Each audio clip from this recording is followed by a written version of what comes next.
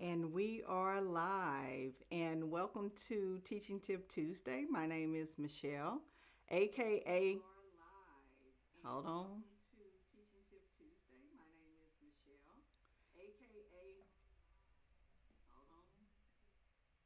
Had to turn off the other mic, other volume. Okay, because I was having some tech issues today, but welcome to Teaching Tip Tuesday. My name is Michelle, aka the Ignited Teacher. And what I do here on Teaching Tip Tuesday is to help math teachers of struggling learners to effectively manage their classrooms and to increase student achievement. And how do I do that? You're probably asking. Is I do it through math instructional strategies. Hold on one second. Math instructional strategies, and turn my phone off because I thought I turned it off. Guess not. I have all these alerts coming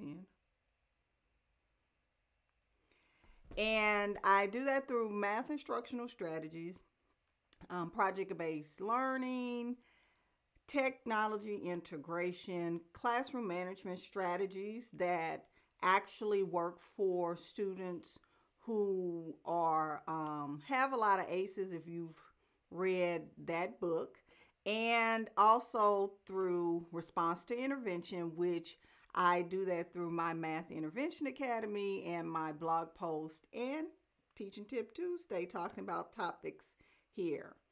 So thank you for being a part of my community. If you catch me live every Tuesday night at 8:30 p.m., or if you're catching me on the replay, either on YouTube, Facebook, or Twitter, one of those. Now, if you're one of those people, like I am, sometimes my schedule gets busy and I don't have the opportunity to catch a lot of the people that I follow live. So if you're one of those people, and we know teachers don't have a lot of time, you can always catch my replays on YouTube because these live streams are live streamed and in three different locations. That's Facebook, Twitter, and YouTube. So if you're one of those YouTube subscribers, you can hop on over to YouTube and subscribe to my channel. All you have to do is actually search for the Ignited Teacher. I'm the only one for now on the YouTube channel on YouTube, and subscribe, and definitely hit that bell so that you'll be notified when I go live. So let me make sure that everything is everything before I get started talking. So tonight's topic is, we're talking about math instructional strategies. And what I want to do tonight and to talk about those strategies that are appropriate for all learners. Now, one of the things that I see constantly over and over again, and even in my Facebook group, teachers looking for strategies. Now, I've been teaching, this is my 21st year in education, and I've been teaching, and I've seen students struggle more with just basic comprehension of strategies, along with not having the skill set for those strategies.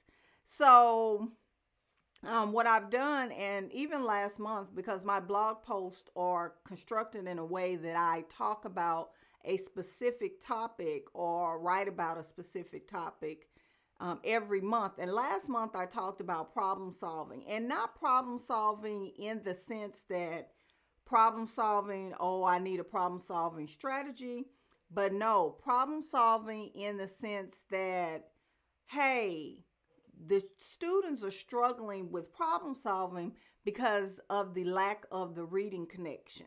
So that's where if you want to check out those blogs, You can go to fuelgreatminds.com, and at the end I'll give out my website so that if you're new, you know where you can find these blog posts. So I talk a lot about that, and strategies connect to that. And I'm trying to find the right words. Strategies actually connect to all of that. And the strategies that I'm talking about are strategies that when you're out the gate, initially looking or planning your lessons, you say, okay, for example, for my math intervention classes, I create long range plans. I wish it was my idea, but no, I create long range plans for 2 weeks. And I got that from the TAP program. The TAP program, I was a master teacher in that program many, many years ago. And what I found is that if you have a plan for how you're going to teach, and for me, math intervention does not have a scope and sequence like the regular classroom or gen ed classroom. I have to create a vertical alignment strand and then create a plan of action. Now, this plan of action, inside of there, I have strategies. Strategies that I know have to work with 80% of my students. Now, a lot of teachers and math teachers, when they're asking me, well, how do you teach this and how do you teach that? Well, that's not the beginning of it. The part that is skipped is, will this strategy work for all my students? Some teachers get it. Some teachers are like, no, I can't do that, or I'm going to have to scaffold it or break it down to where my students can actually get it. It's not going to work in a sense that here we are in this original form. And that's me. I have had to, because I've worked in underserved communities and underserved schools for a better portion of my career. And I've always had to adjust and chunk and scaffold. Even with project-based learning, I have to do the same thing. But a lot of teachers are looking at these strategies where, especially these strategies with partial products and partial quotients. Some people are a big fan of that. But here's the problem that I found in elementary. Guess what? A lot of kids struggle with place value. So those strategies, they are rooted in place value. And a lot of people are like, well, the strategies don't work. That's not necessarily the case.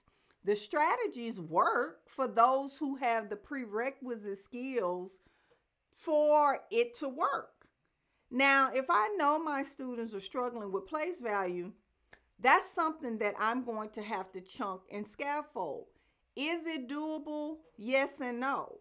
Because we only have 9 months in the school year and we don't have 9 months to teach. I taught fifth grade for the better part of my career. That's the grade level that I taught the most in. We didn't have 9 months to teach because our standardized test is in April. So that means that we had 6 months to actually teach. And you have to look at strategies as, am I going to be able to implement this with the kids that actually need it the most?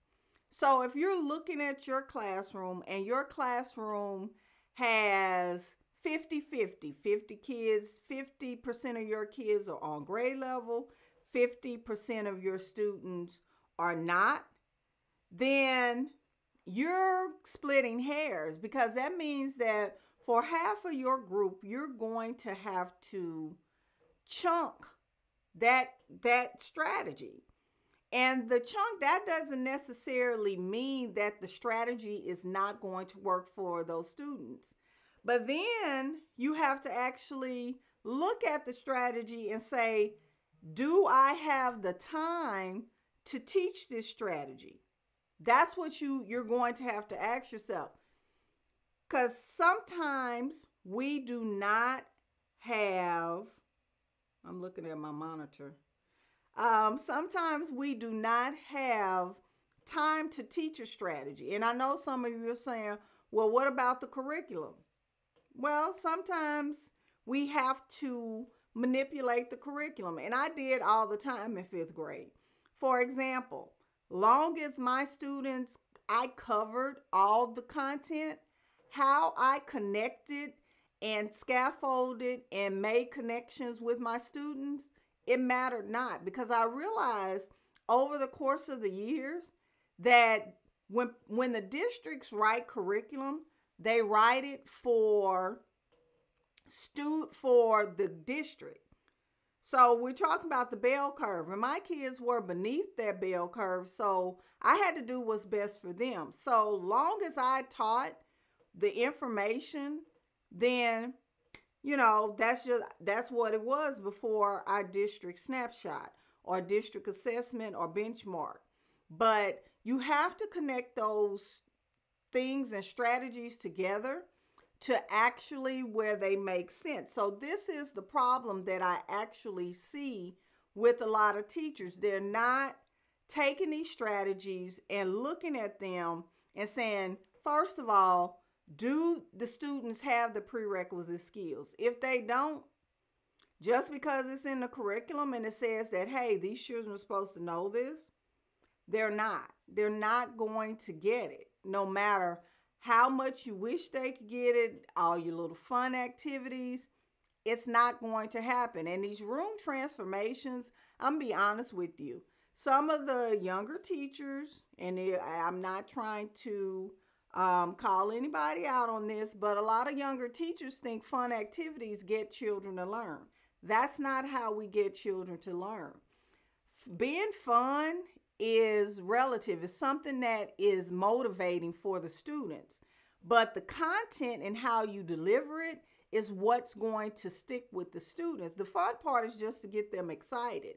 It's like the icing on the cake. Ooh, I like the icing, but it's not the best. It's the best part of the cake. It's the icing. And some people say the cake, but that's very few people. But that's one of the things that you have to think about when you're choosing a strategy for your students. Look at the percentage of kids that you have on grade level. Look at the percentage of kids that are not on grade level, and choose a strategy based on that. Do not choose a strategy because you thought it was good for a certain segment of kids. We have a tendency to choose strategies based on the top tier kids, negating your special ed, your 504, and those English language learners in your classrooms. You don't look at them as often. So with the strategy, you have to make sure if you have all three of those special populations in your classroom, you have to look at them and ask yourself, are my ELLs going to get it? Are my SPED kids, can it reach them?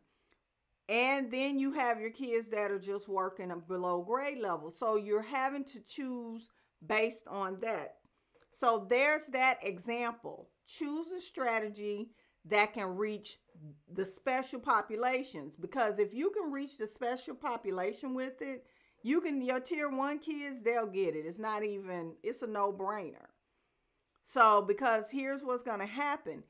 If you don't choose a strategy that works for those kids, guess what? When you have to pull them for small group, you're going to find yourself having to find a math strategy that works for them. That's what you're going to have to do. And it really makes no sense for you to start over in small group when you can take your small group time or your math intervention time to chunk that strategy to where it's doable for the kids, because the other children have gotten it and need to move on. Now, I have a blog post that I wrote, and I'm going to share my screen.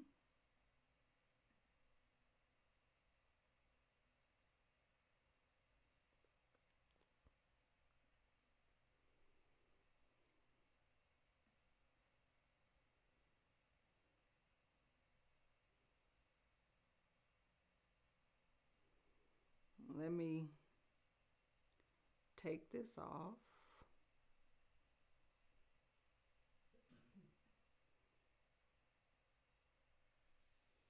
There you go. Because I was using my other monitor. So this is a blog post that I wrote. It's on my website at fuelgreatminds.com if you look up here. So it talks about the 3 characteristics of an effective strategy. And this is the solution to those issues with choosing a strategy that reaches all your learners. It needs to support the vertical alignment. If you start there, you'll get it. And then connecting the math concepts. This is a content chart that I created. As you can see, my students needed support when looking at this because they struggle with comprehension as well. But it has to be appropriate for all learners. So in order for your strategy to be effective, it has to be appropriate for all your learners. And if you look here, when, contrary to what a lot of teachers think, in your small group, you should not be starting from scratch. I know that they say do something different. Yeah, you are. You're chunking it and making it smaller for the students. But if that strategy is not appropriate for those kids, you're gonna lose time in your small group instruction. Response to intervention is accelerated learning. So if you're constantly having to start over in your math intervention groups, you will not accelerate learning, because it should just be an extension where you're kind of just tweaking some things so that the students can get the strategy, because you've done that stuff on the front end. You vetted and you looked at all the anticipated difficulties. You vetted it with the ELLs in your class and can they do it? So those are the things that you're looking at before you actually choose that strategy, because truth be told, your strategies are going to make and break you. So this is on my blog, and then I have my YouTube channel. I created a video on how I choose my strategies. So if you're interested in that, you can definitely hop on over there on my YouTube channel and search for this topic. So let me see how much time I have. 3 minutes to wrap this up. So I'm giving you just a little recap of what I talked about. First of all, you need to choose a strategy that works for all your students. Choose a strategy that reaches those special population, your 504, your SPED, your English language learners, and just your below grade level learners. Because if you're choosing a strategy based on them, you're going to reach everybody. And it's going to work better for your classroom. You won't have kids that are working at a frustrational level. You'll have all those things in place. Then take it, and chunk it for your small group. For the kids who don't get it, because when I taught 5th grade, I didn't do small group every day. I did it twice a week because we were on a fast track schedule and I needed the kids that could move to constantly move. So if you have to do small group, you just chunk it and make it smaller and doable for those students. So because you've already vetted that strategy, will it work for my students? All my students, not the ones you wish that you had in your classroom, not the ones that are in another school district, but the ones that are sitting in front of you. So choosing the right strategy, it will definitely make your life easier. Also, make sure that your strategy supports the vertical alignment. That means those tricks that you all are so accustomed to, 4 or more, raise the score, 5 or less, let it rest. That does not support the vertical alignment. Vertical alignment means that if from K through 5th, so when your 5th grade teacher has to teach rounding decimals, 4 or more letter raise the score, it's not going to make sense to children because we're talking about decimals on a number line. And then you have to estimate decimals. It just becomes a nightmare. So make sure that that strategy that you're choosing supports the vertical alignment as well as being doable, which will help your reach all your learners, because the next year it makes sense because you have that coherence piece and it's all connected. So if you want to,